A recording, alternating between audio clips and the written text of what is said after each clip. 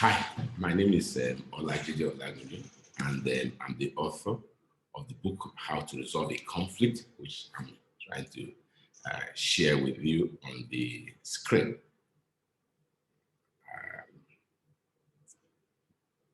Yes, How to Resolve a Conflict, and this book is the textbook for the lecture you just joined.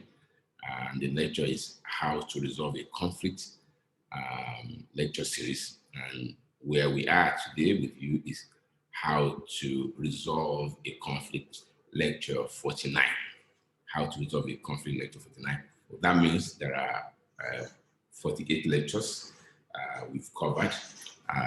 If you are joining for the first time or you've missed any previous editions of the lectures, please, you can see them on YouTube, How to Resolve a Conflict lecture series. Welcome again, and I hope we have a good interaction today. Please press the subscribe button on this channel to subscribe to this lecture series. We'll be very, very grateful. Welcome again. We are going to be looking at the book. As usual, we do some reading and then we'll have a discussion.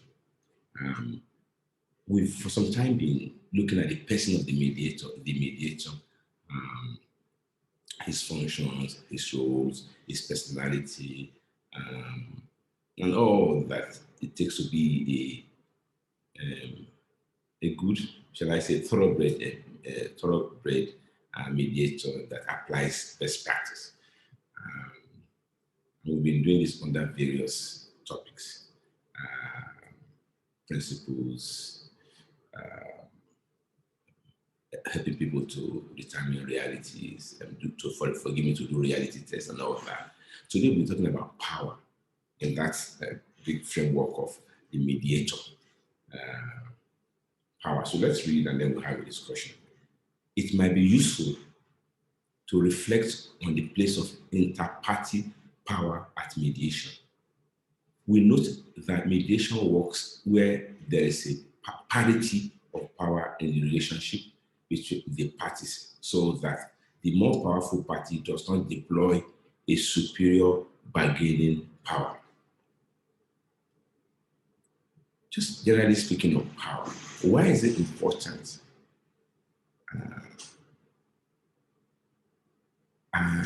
Because power determines what we're able to do. And that could be negative and positive. With power, we could do both positive and negative things. And so why is power important in mediation? Because if we don't look out for power and deal with issues of powers, our mediation may not really be successful. Because if you have a mediation where there's lack of power parity, where one party has superior power, and that is not leveraged by the mediator to create power parity, then the outcome may be an imposition of the more powerful party. And that's not really a good mediation. And we are not sure that the resolution will last. The fact that I'm more powerful than you today does not mean it will always be so. So if I impose my will on you today, and tomorrow you become more powerful, then you question the deal. So it's better for us at the point of negotiation, mediation, that we agree as equal partners on a level playing ground. And that's what the mediator should do. The mediator should create power parity. The presence of the mediator should create power parity. Because with the mediator being between the parties, he's able to use his weight as mediator, as to a go between, to ensure that he or she balances the power play, and for the benefits of the two parties, of all parties. So that's the importance of power. Let's read on and then have more discussion. Now,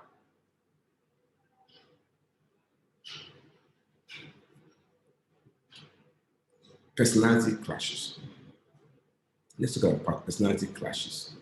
Where personality clashes are at play in the conflict, the mediator helps the parties to examine their values, opinions, mutual assumptions, prejudices as regards background, education, accent, race, etc.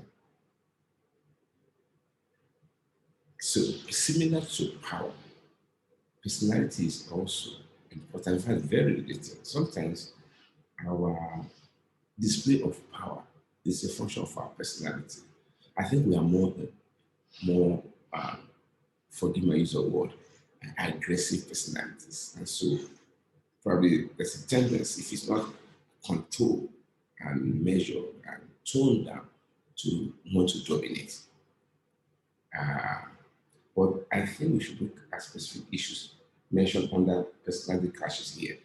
Um, Values, opinions, mutual assumptions, prejudices um, as regard background, education, accent, race, etc. So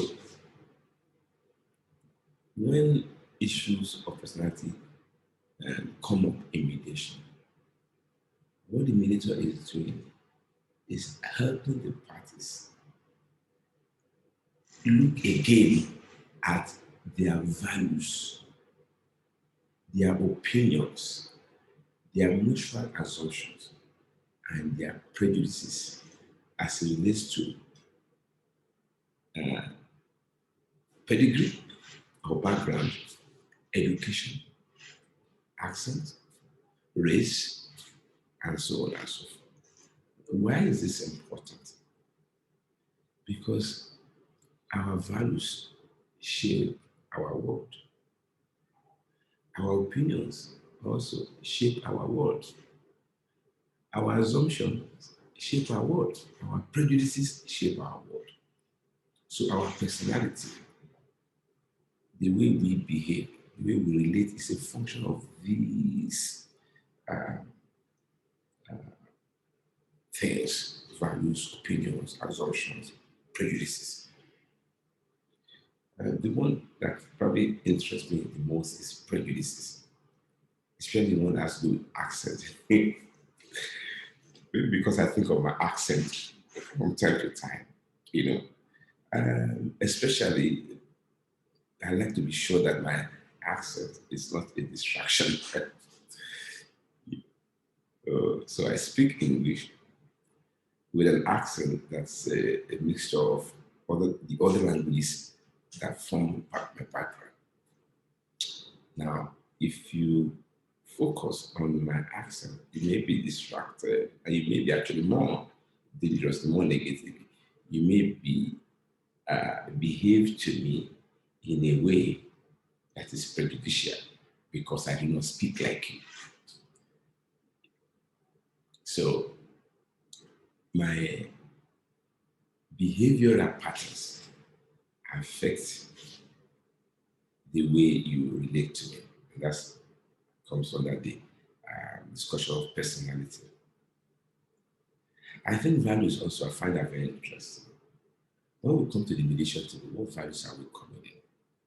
You know, and are we throwing that at people? It's the business of the mediator to ensure that I'm not throwing my values at you without considering them and considering your values, opinions too. I have my view, I have my perspectives. But the truth is that I've changed my opinion over the years. So that means there's not everything about my opinion. They could change. And so I must be careful not to decide based on my current opinion.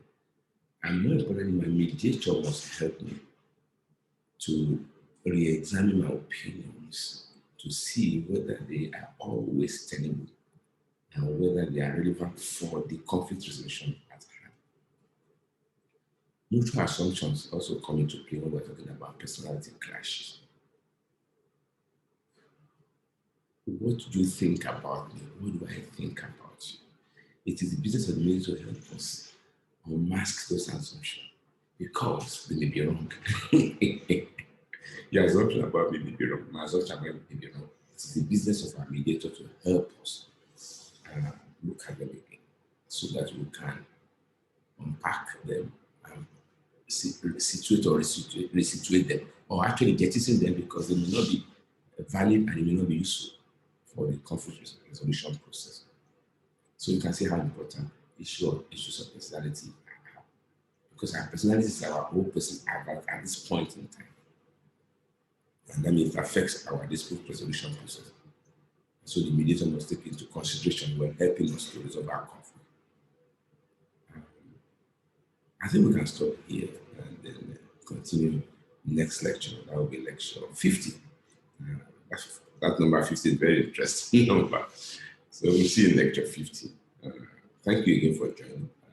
Please try and endeavor to subscribe to this lecture. Read the book, How to Resolve a Conflict. And please post your comments. Thanks a lot.